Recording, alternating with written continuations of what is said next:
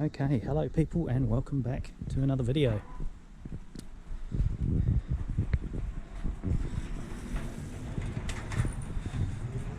Right, let's get this temperature sensing relay installed.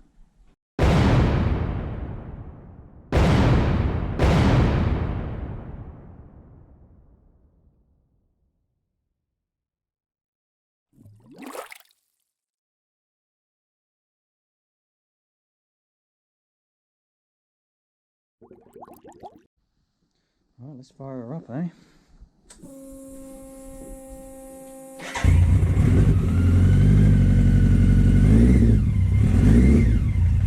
Because she's been sitting vertical, she's all good.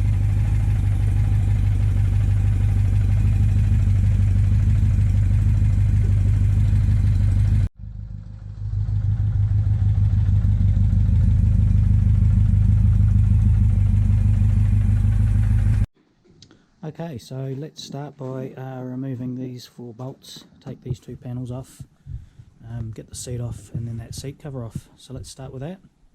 Cool.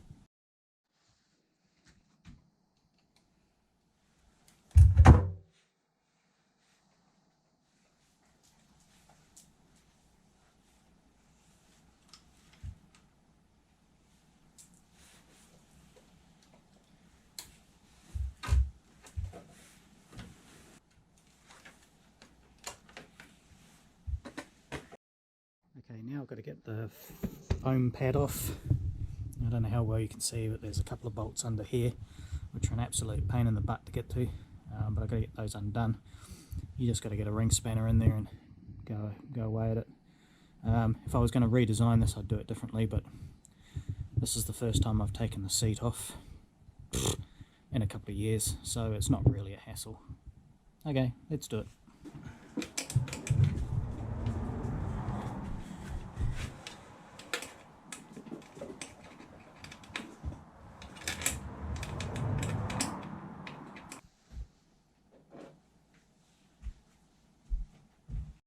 Okay, 4 bolts, and this should come off.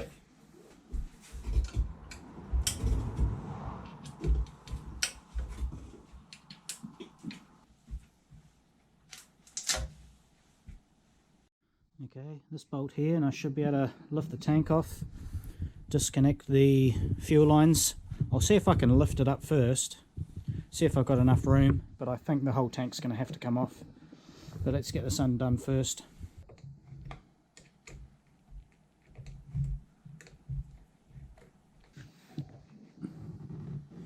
Yeah, I'm going to have to disconnect the fuel lines, get that whole tank off.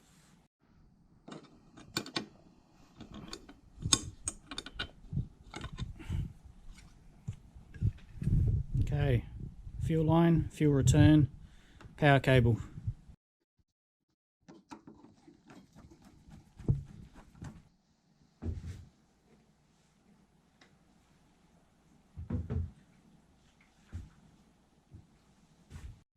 Okay, so obviously we're not going to be able to fit this in here, so I think I'm going to mount it here somewhere and make a bracket for it somehow.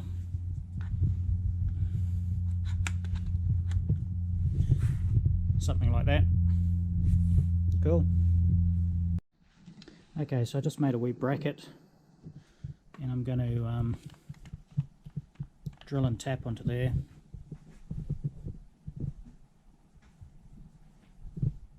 I think that'll be fine.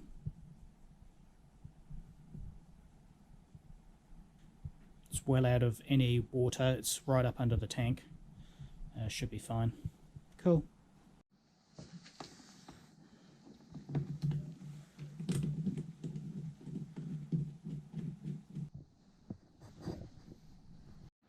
Okay, so now we've got our relay in position.